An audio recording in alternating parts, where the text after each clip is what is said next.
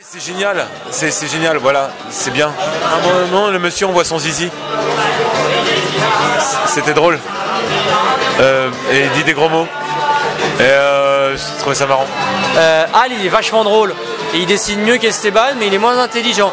Par contre, il est vulgaire. Mais c'est quand même, je lui ai dit tout à l'heure, il y a 78% de la BD qui m'a fait rire et 22% où j'aurais voulu adresser une lettre au pape pour lui signaler la présence d'un hérétique en France. Voilà. Non, c'est drôle, c'est marrant. Et si j'étais Dieu, je trouverais ça très drôle aussi. Voilà. Et donc, il faut les acheter. Il faut acheter les bandes dessinées. D'abord, ils sont tous en fin de droit. Esteban et Al, ils sont à moitié intermittents. Ils sont demi-intermittents. Autant vous dire que c'est plus beaucoup. Et si vous achetez pas leur BD, bah, ils vont devoir retrouver un boulot normal, genre prof. Et quand on voit la BD d'Esteban, bah, ça donne pas envie d'être prof. Voilà. Ah, je suis fan de la BD de Al. J'aime bien les gags trash, courts, qui sortent de nulle part. Ouais. Je suis plutôt fan, moi. Je crois qu'il y a une de mes vannes dans sa BD d'ailleurs. Je vous dirai pas laquelle. L'histoire de ma vie L'histoire de ma vie, c'est des sortes de girafes qui côtoient des sortes de petits monstres avec des petits bonhommes qui marchent. C'est tout ce que j'ai pu voir de la BD. Mais l'histoire de ma vie, c'est, faut venir voir sur scène.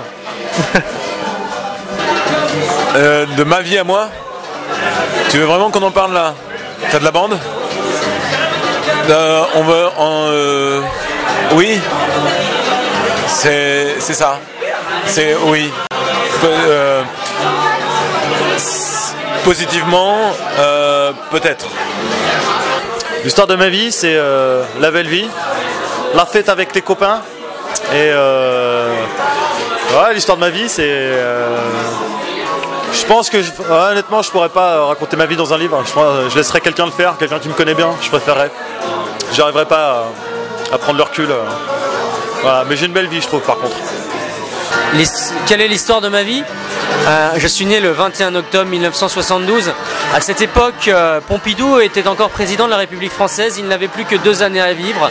2 années plus tard, nous trouvâmes en lieu et place de Georges Pompidou un certain Valéry Giscard d'Estaing. Valéry Giscard d'Estaing qui décida de quitter la présidence après... voilà, je continue. J'aurais pu faire prof d'histoire. Voilà, donc non, l'histoire de ma vie... pour l'instant c'est Fatal Picard, voilà, donc c'est de l'auto-promo. Et je vais lire la bande dessinée de Esteban plus que celle de Al, même si c'est moins drôle. Mais plus réaliste. Car Dieu n'existe pas, alors que les profs, eux, ouais.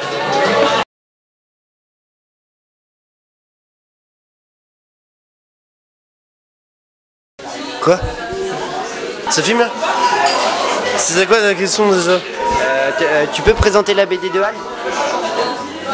Al, c'est un fils de pute.